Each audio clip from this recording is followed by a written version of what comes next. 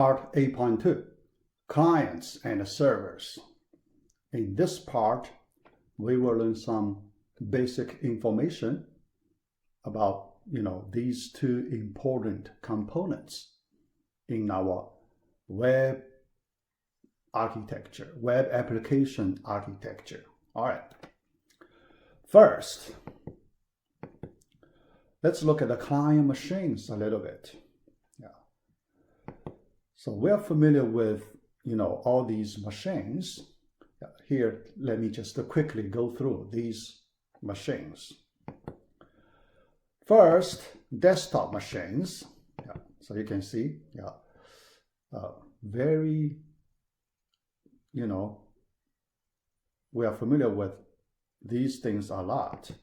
Desktops,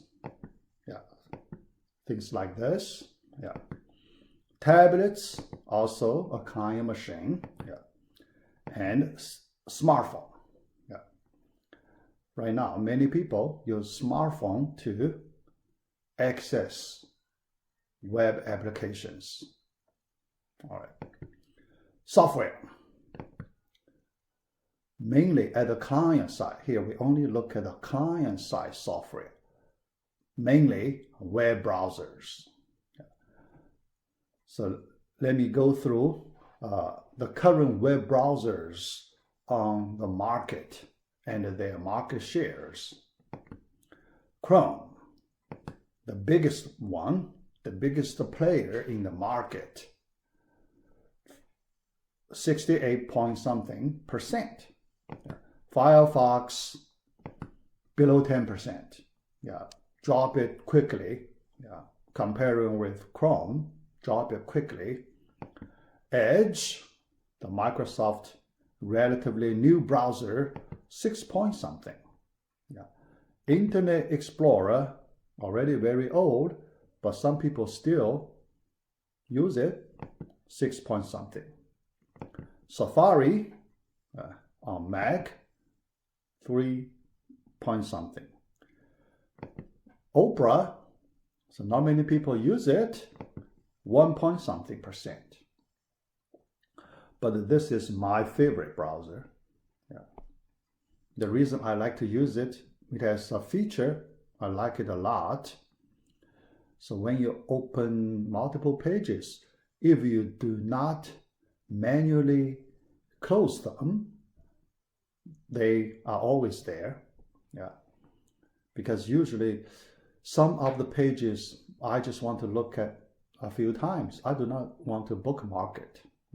Otherwise, in my bookmark, too many pages, I couldn't find the one I want to watch later. All right. So here, there is one question. We know these statistics can be done by some agency, right? But the question is how to get these statistics numbers. We know, several websites, so they can do that. But when we learn the web technologies, we want to think about if we can do the similar things. Is it possible for us to do the statistics by ourselves in some range? So for this question, I like to ask this question. How to do web browser hit counts? Because when you use web browser to visit some websites, so you hit a web page. So in the server side, they need to count the number of hits. That's very simple, but how to do it?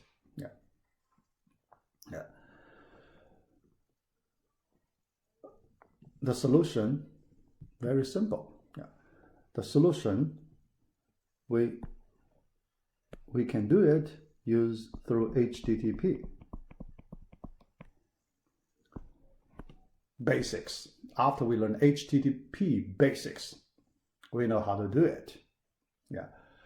I'm even thinking about create our first project doing this. Yeah. Because it's relatively simple.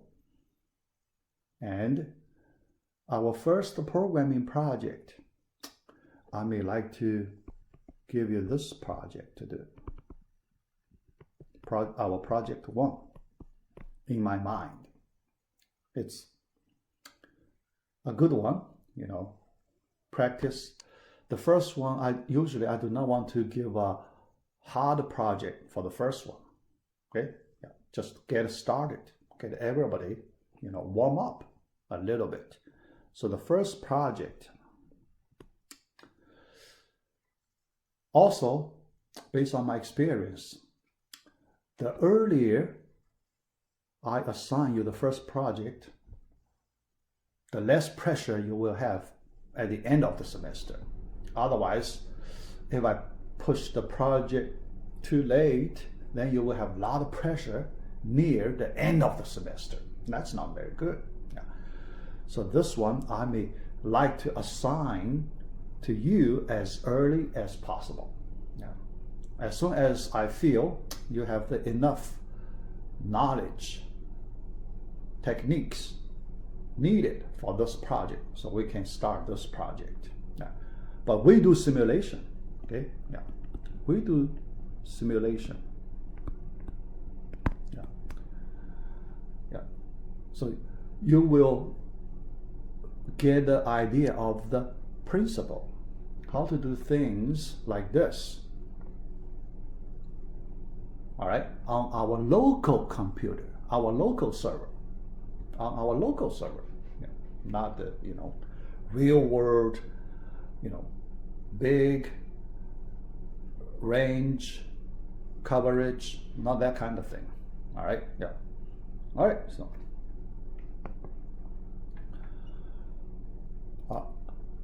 then web servers. For the web servers, we also look at from hardware and software. From the hardware first, hardware machine, so the machine running. Okay? So you need a server machines running all the time. Yeah, because those machines wait for any requests. Yeah. What they do, basically, they are waiting for requests. After they receive requests, then they send the response back. Yeah. So that's the typical work they do. All right. Yeah. This is the modern data center with large number of server machines. Okay. Yeah. People also call server farm. Yeah. And usually it, this kind of data center consumes a lot of electricity energy and pay large amount of bills. This is the first server. In the web technology, the very first server. This simple. So I put here so you can compare the huge difference. The big progress in these years. Yeah. So this server approximately, at 1990. Okay? December 1990. Yeah. Approximately that time. Yeah. Yeah. So we can say, 1990. All right. Yeah. Right now, 2020, 30 years ago. So you can see the huge difference after 30 years. Yeah, all right. Okay. Then, so when we go down to the different server types, we have several. The first one, email servers. Yeah. Some servers used only for the email service. Yeah.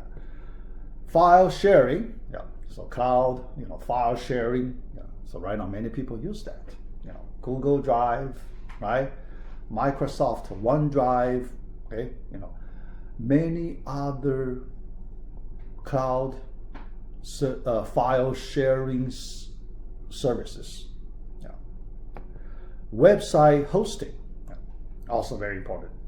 So many web applications. Some of the web applications from mid-size and small companies, they like to use the website hosting services on the market because relatively cheap. Yeah. Very cheap, affordable. Yeah.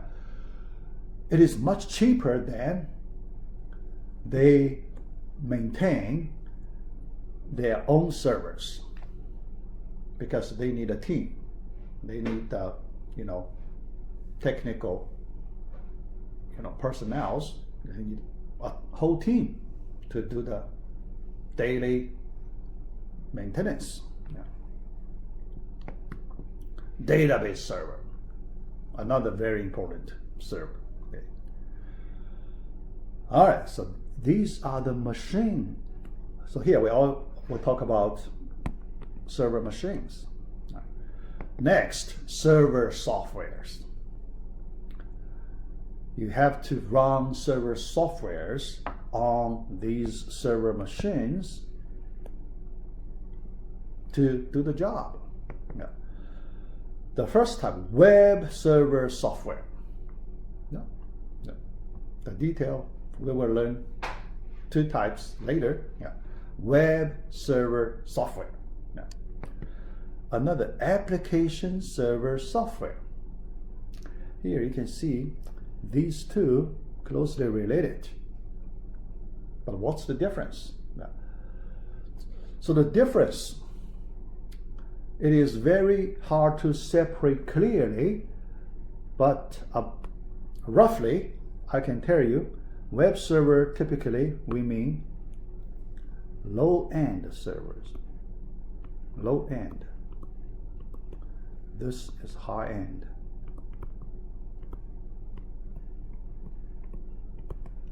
Low and high means, so here we're talking about features, business features they support. Low end, these servers mainly support very basic business features, not advanced.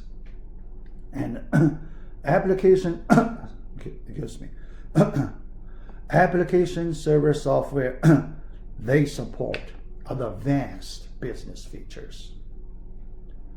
Because some of the companies, large size, enterprise level, those companies, they need many advanced business features.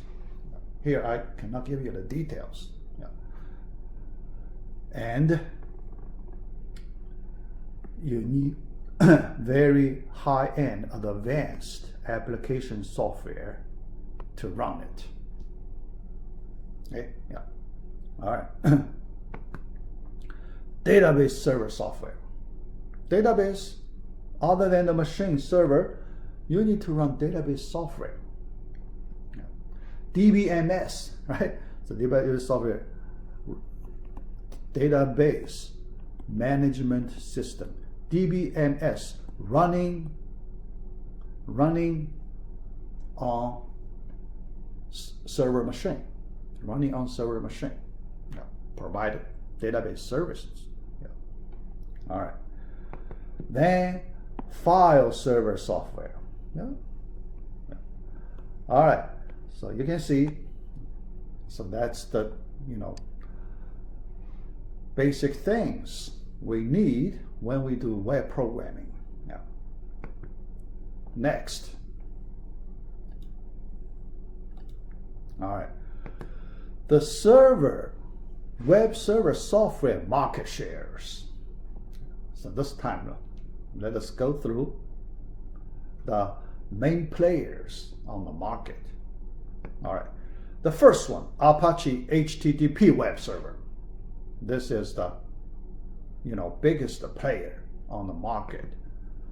Its logo like this. Okay. It is open source. It's free. So we will use this one. Oh, not not this one. Yeah, although we use in this class we will use 2 web servers.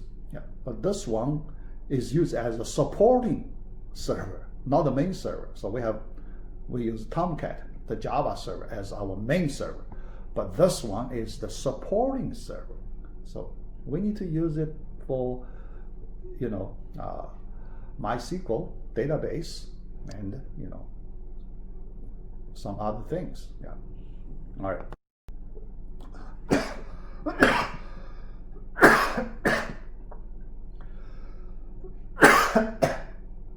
All right.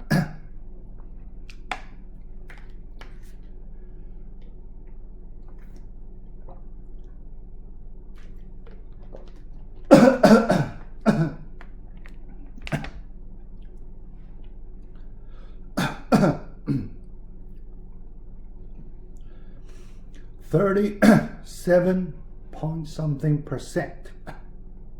All right. Second player, Engine X. Its pronunciation, Engine X. 2 parts. Okay. Chop this X off. Then engine, engine of a car, engine. Engine X. This one has very big market share, 32 point something percent. Not many people heard of it. For students in education part, not many people heard of this server, Engine X.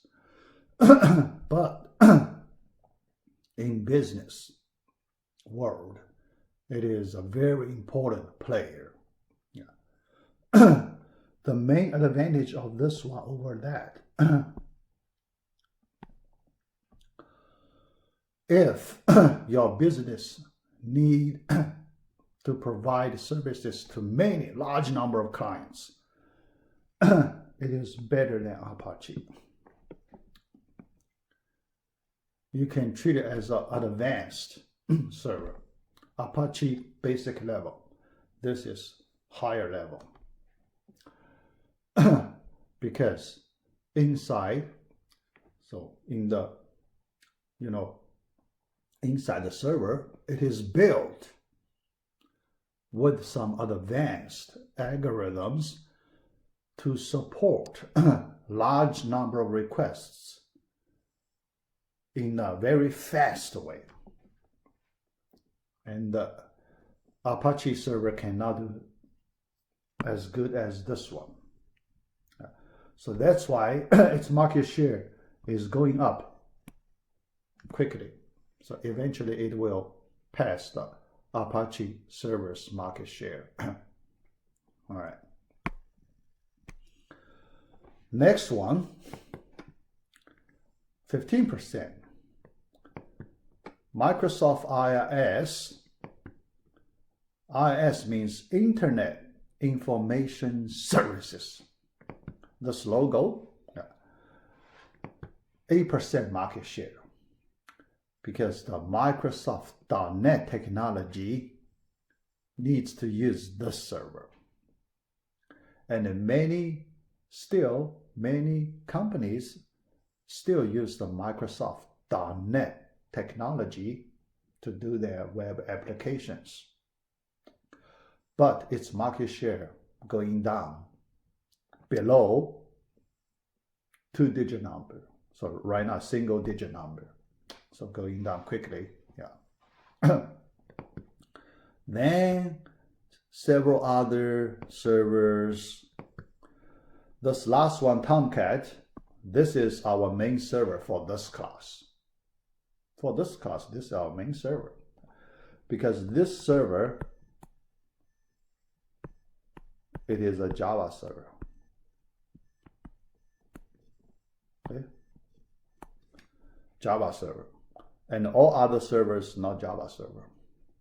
Okay? Yeah. Yeah. And we need to use Java technology, so we need this server. Okay? All right. This is the logo of Tomcat. From this logo, you can see people call it Apache Tomcat. Apache Tomcat. Why Apache Tomcat? Why connect to this Apache? For this name. That is the reason for this name. Many people get confused about these two names, Apache server, Tomcat server. Many people, if they are not very familiar with web technologies, they have some minimum knowledge about web techniques. They may confuse these two servers. They treat them the same. The reason is they see this Apache Tomcat. Yeah, actually the reason we call Apache Tomcat is there is an Apache Software Foundation open source organization, a large community. Right? Under that Apache umbrella, big umbrella, there are many small projects, okay, under managed, maintained, built under that umbrella. Tomcat is one of the projects under the Apache umbrella. So that's why people call it Apache Tomcat. But this Apache HTTP server is also one of the projects under that umbrella, big umbrella, right? Yeah. So these are two different projects. Two different projects. Okay, yeah. All right. In our courses, yeah. So here, UMSL, we have several courses doing the web technologies. For these two, we use Apache. Okay, 3010, 4610, we use Apache server. For these two, 4010, 4012, we use Tomcat. Yeah. So for education purpose, these two servers are most popular. Yeah. Free, easy to use, yeah, for education. Yeah. Then, after you go to the, business world, so you are very likely you will use different servers. Yeah. All right, next. In this slide, I want to compare Apache and Tomcat a little bit. Yeah. This is the Apache Software Foundation, the big umbrella I talk about. Okay. Under this umbrella, there are a large number of projects. So you can see, so this picture just gives you some of the projects. But you can see, Tomcat, right? Why so slow today? Today my computer looks a little slow. I don't know why. All right, so Apache HTTP web server. This is its full name. Yeah. But sometimes people call Apache. Yeah. We know we're talking about this one. Apache HTTP, that's this one. Okay. First, let's look at several properties of this server. First, it is open source, free web server software. Yeah. The starting time this early, yeah, too slow. I think I may need to restart my computer later. Yeah, all right.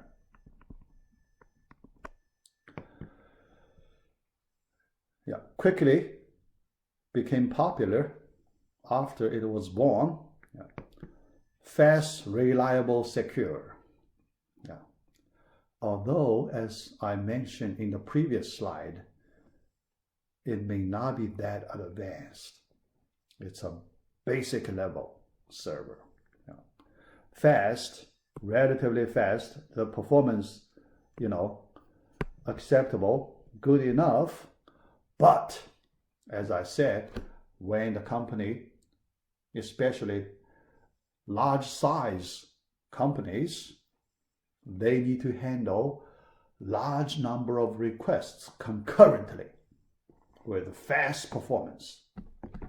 Nginx server can do much better than Apache server. Yeah. Written in C, yeah, because it is an old server. So written in C, yeah, does not support Java directly. You cannot run Java programs inside Apache server. Yeah. But here I say directly. Okay? Yeah. Indirectly, there is some way to do it. Indirectly.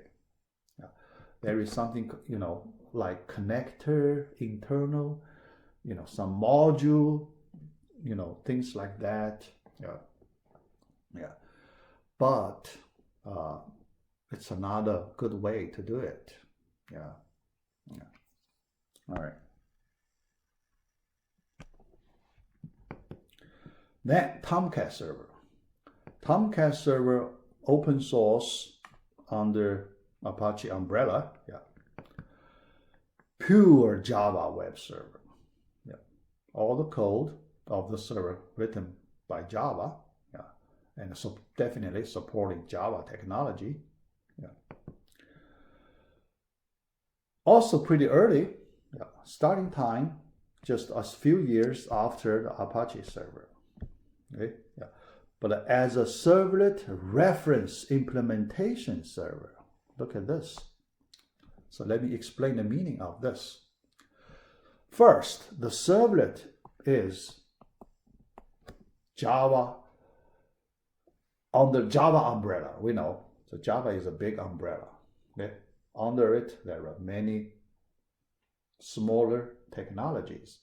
Servlet technology is one of those under the Java umbrella. Yeah.